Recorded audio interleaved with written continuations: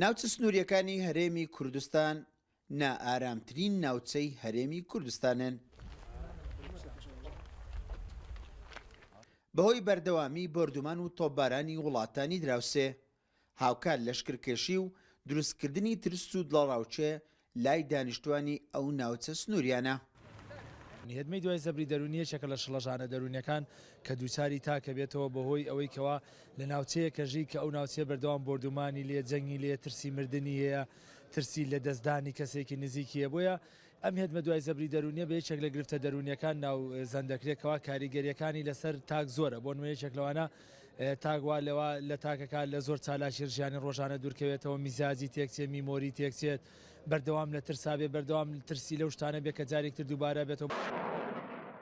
بەردەوامی ئەو بردومانانە وێڕە زیانە دەرونیەکان هۆکارێکیش بووە بۆ کەمبوونەوەی داهاتە کشتتوکاڵیەکان و بەرهەمی ناوخۆ و شێواندنی سروشتی ناوچەکە و کۆچی گونشینان بۆ سەنتەری شار و شارۆچکەکان.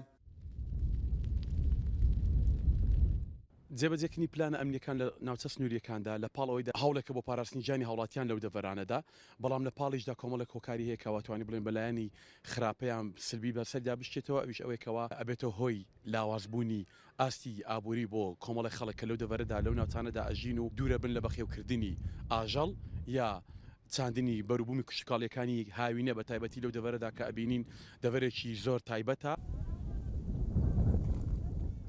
بەمەبەستی پاراستنی گیانی هاوڵاتیان و گونشینان لەو ناوچە سنووریانە، ئەو ناوچەی بە شوێنی نائارام دیاریکراوە ڕێگا بە هاوڵاتیان نادرێ لەو ناوچانە بە ئاسانی هاتوو چۆ بکەن، ئەوەش بۆتە هۆی نیگەرانی لای هاوڵاتیان.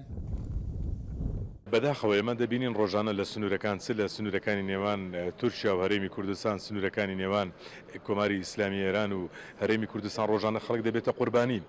بۆیە بەلای دەستگا ئاسایشیەکان و بەلای حکوومەتەوە پارێزگاریکردن لە گیان و سەلامەتی هاوڵاتیان لە سەروی هەموو شتێکە ڕاستە.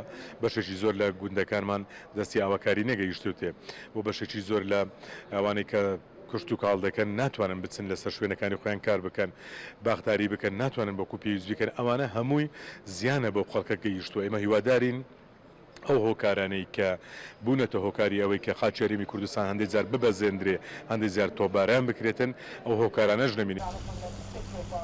ناوچە سنوورە شاخاویەکان لە بارترین شوێنن بۆ بەخێوکردنی مەڕ و ماڵات و مێشەهنگ و بەرهەمی کشتتوکاڵی.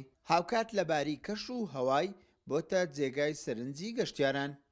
بەڵام لە ئێستادا بۆ هیچ یەکێک لەو لایەنانە ناتوانرێت سوودی لێ وەربگیرێت. ئیسماعیل عوسمان، کورسات نیوز، ناوچە سنووریەکانی هەرێمی کوردستان.